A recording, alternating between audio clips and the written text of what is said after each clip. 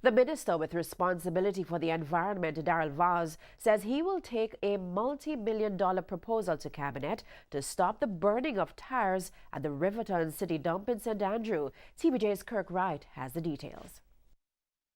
If Darrell Vaz has his way, the illicit burning of tires in Riverton City, St. Andrew, to get wires for the scrap metal trade will soon be over.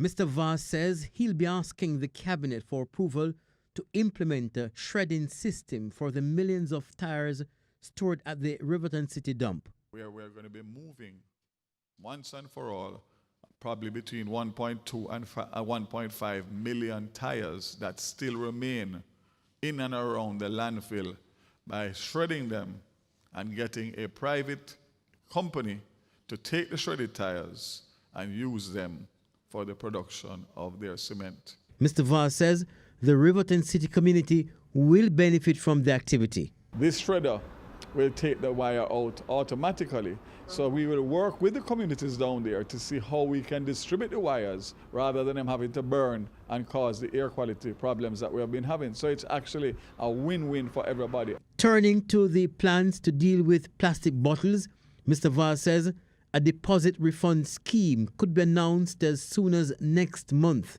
When that comes and is effected in terms of the plastic ban, the fines are not going to be the usual outdated fines. I think the NRCA Act spoke to fines of 50,000, whereas the Trade Act is $1 million and above.